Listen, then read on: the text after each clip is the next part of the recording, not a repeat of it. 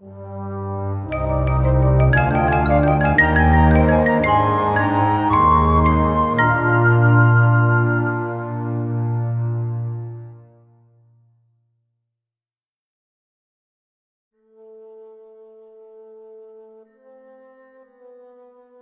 historia política de Noruega durante parte de la Alta Edad Media escandinava ha estado dominada por la unificación política de las diferentes partes del país en un solo reino.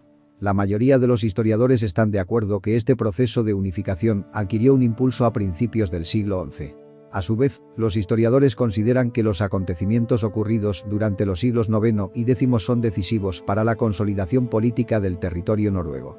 En el desarrollo social de la época vikinga, o incluso en periodos anteriores, se han observado diferentes factores determinantes que hicieron que la unificación de Noruega fuera algo natural o casi inevitable.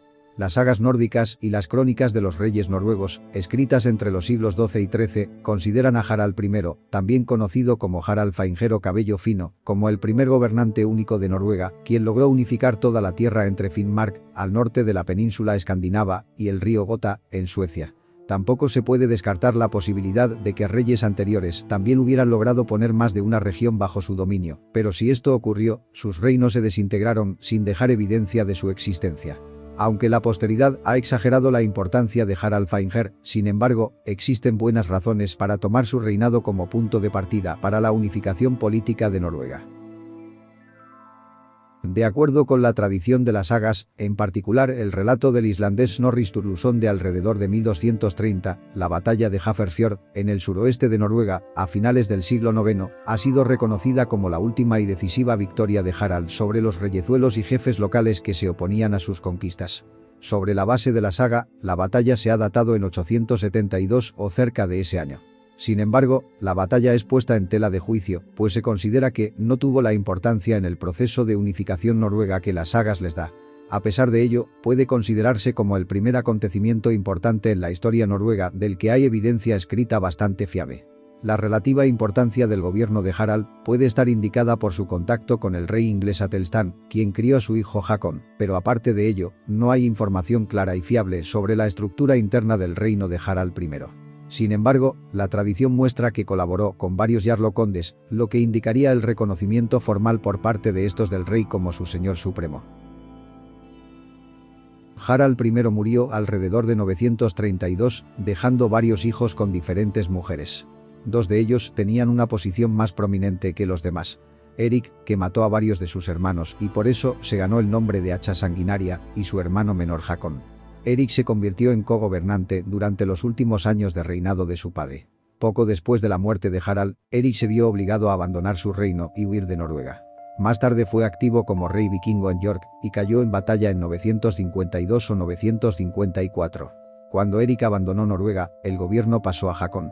Durante su largo reinado, que duró de 934 a 961, Hakon I tuvo mejor relación con los noruegos que su padre y su hermano. Los poemas antiguos lo llaman el bueno y destacan sus relaciones positivas con los campesinos. Según las sagas, se le atribuye a Hakon el mérito de organizar el Leidan, un sistema de defensa naval por el que la población ponía barcos y mano de obra a disposición del rey, la cual podía movilizarse cuando el país se veía amenazado de ataque.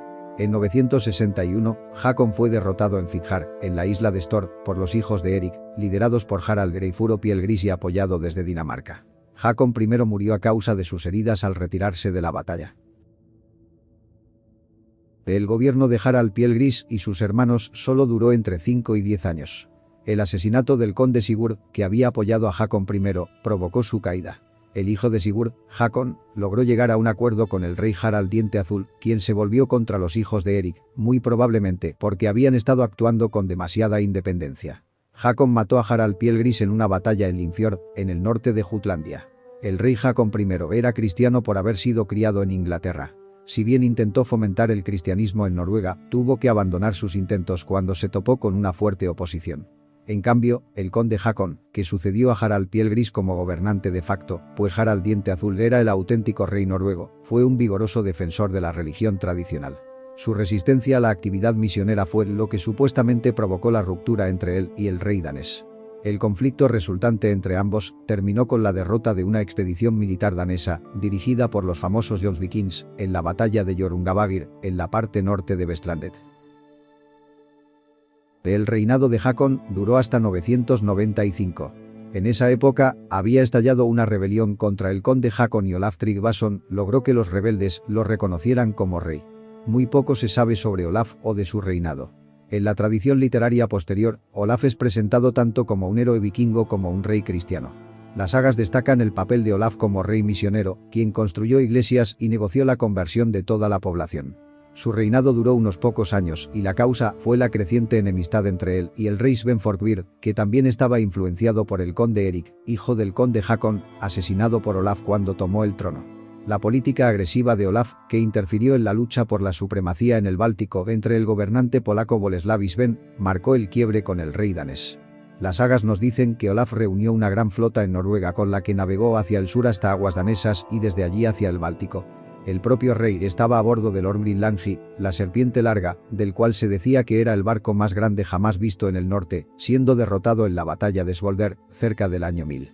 Sven Forkbeard asumió el trono de Noruega y dejó a Erik al frente del reino, junto con su hermano Svein. A la muerte de Sven, su hijo Canuto alcanzó algún tipo de acuerdo con Olaf Haraldsson para que este último se alzase con el poder en Noruega. Erik y su hijo, el conde Hakon, por su relación con Canuto, parecieron estar de acuerdo con la idea. Pero el conde Svein, medio hermano de Erik, reunió fuerzas para luchar contra Olaf. Se enfrentaron en una batalla naval en Neshar, en el extremo sur de Vestfold, el domingo de Ramos de 1016, en donde Svein fue derrotado y huyó. Olaf fue el primer rey en gobernar la mayor parte del territorio de Noruega. Continuó los esfuerzos misioneros de Olaf Tryggvason con la ayuda de obispos y sacerdotes que había traído consigo desde Inglaterra. El cristianismo se estableció ahora entre una parte más grande de la población y se introdujeron los primeros elementos de la organización y ley eclesiástica.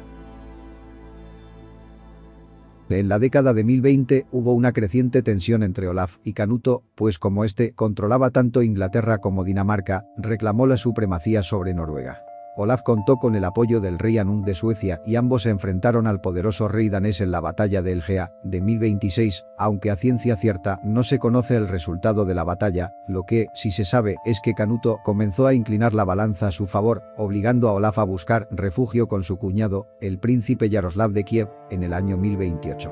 Canuto fue reconocido rey de Noruega e hizo lo que los reyes daneses habían hecho antes en situaciones similares. Reinstaló a Hakon Eriksson, que también era su sobrino, al frente del gobierno en Noruega. Pero la muerte de Hakon al año siguiente fue motivo suficiente para Olaf para regresar. Contando con el apoyo del rey Anund de Suecia, en la batalla de Stiklestad, en el interior de Trondelag, el 29 de julio de 1030, el rey Olaf encontró la muerte.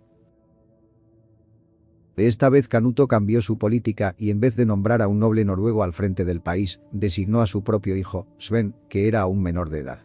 Los nobles noruegos, descontentos con esta situación, fueron a Rusia en 1034 para traer de vuelta al joven hijo de Olaf.